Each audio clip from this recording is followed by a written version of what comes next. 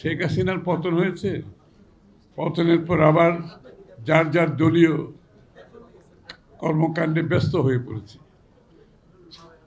কিন্তু বিগত এক দশকেরও অধিক কাল সময় আমাদের মধ্যে কোনো দল ছিল না। আমরা সবাই একটি দল ছিলাম এবং সেই দলটি ছিল বাংলাদেশকে ফ্যাসিস্ট মুক্ত করা। সেই দলটি ছিল বাংলাদেশকে স্বৈরাচার মুক্ত করা, বাংলাদেশের মানুষের রাজনৈতিক, গণতান্ত্রিক, সাংবিধানিক অধিকার ফিরিয়ে দেওয়া, শেষ কথা হচ্ছে বাংলাদেশের জনগণের মালিকানা ফিরিয়ে দেওয়া। এই যুদ্ধে আমরা সবাই একসাথে ছিলাম, সৈনিক ছিলাম, কাজ করেছি এবং এই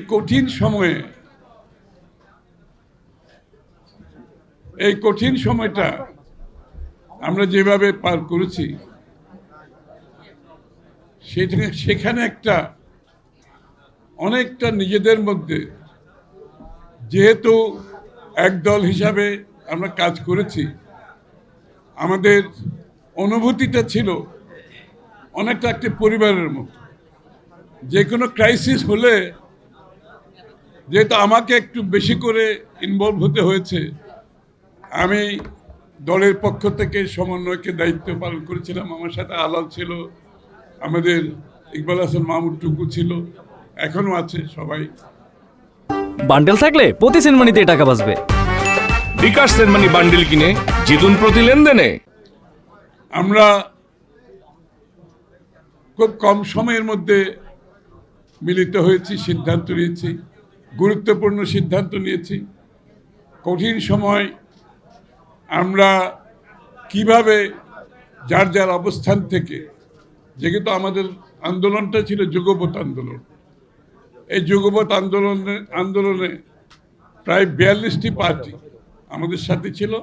তার বাইরেও আর প্রায় 7-8টা দল ছিল, যাদের সাথে আমরা একেবারে যুগপৎ না করলেও সেটাও অনেকটা ফ্যামিলির মতো। যেমন এবি পার্টির মঞ্জুরা ছিল, অন্যান্য অনেক পার্টি ছিল। আমরা সার্বক্ষণিক আমরা একে অপরের সাথে সম্পৃক্ত ছিলাম এবং আমাদের স্ট্র্যাটেজি শেয়ার করেছি আমরা, কার কি অবস্থান হবে, কোথায় হবে। এবং আমরা অনেকে একসাথে জেলেও ছিলাম, একাধিকবার জেলে ছিলাম একসাথে। এবং জেলের আগে যে জায়গাটা হচ্ছে হারুনের কি ক্যান্টিন নাকি ভাতের ঘর, ওই হোটেল, ওখানে আমরা একসাথে ছিলাম। এবং আমাদের চোখের সামনে আমাদের নেতৃবৃন্দ, কর্মীরা কিভাবে নির্যাতিত হয়েছে আমরা সবাই, আমাদের চোখের সামনে হয়েছে। আমাদের সামনে থেকে তুলে নিয়ে যাচ্ছে, হেঁটে যাচ্ছে, আসার সময় আর হাঁটতে পারছে না, কান্নাকাটি করছে। এবং তাদের অনেকের পা ফুলে গেছে, হাত ফুলে গেছে, কাউকে ঝুলিয়ে রাখা হয়েছে, নুরু তার মধ্যে অন্যতম। আমরা প্রিজন ভ্যানেও একসাথে গেছি। আমরা প্রিজন ভ্যানে যেতে যেতে নুরু আবার প্রিজন বন থেকে স্লোগান দিত। ওই যে ইয়েটা আছে না, ওই জানলাটা আছে ছোট, এই পুরা রাস্তায় সে স্লোগান দিয়ে গেছে জেলখানায়, পুরা রাস্তায়। যেখানে 5টা লোক দেখেছে সে ওখানে দাঁড়িয়ে একটা স্লোগান দিয়েছে। এইভাবে আমরা সময় অতিক্রম করেছি বহু বছর ধরে, দিনের পর দিন, মাসের পর মাস, জেলে ঢুকছি বেরোচ্ছি, জেলে ঢুকছি বেরোচ্ছি। তারপরে ডিবির অফিসে আবার দেখা হচ্ছে, ওখানে দিন কাটাচ্ছি, রাত কাটাচ্ছি।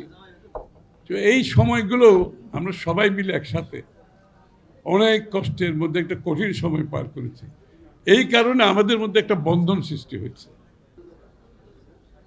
ডক্টর ইউনূস সাহেবের সরকার আছে, অন্তর্বর্তীকালীন সরকার আছে, কিন্তু বাংলাদেশে কিন্তু এখনো এই মুহূর্তে পর্যন্ত কোনো গণতান্ত্রিক অর্ডার ফিরে আসেনি।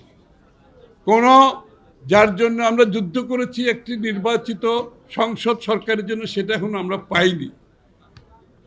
এই জন্য আজকে আমরা সবাই ঐক্যবদ্ধভাবে আমরা জাতীয় সনদ সই করেছি এবং সনদ সই করার পরে এখন আমাদের বাকি কাজ যেটা আছে, আগামী নির্বাচনকে সকলে ঐক্যবদ্ধভাবে অংশগ্রহণের মাধ্যমে বাংলাদেশে একটা গণতান্ত্রিক অর্ডার ফিরিয়ে আনতে হবে।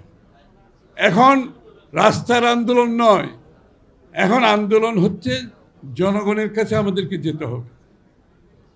আমরা সাংঘর্ষিক রাজনীতির দিকে যেতে পারবো না, আমরা হিংসাপরায়ণ রাজনীতির দিকে যেতে পারবো না।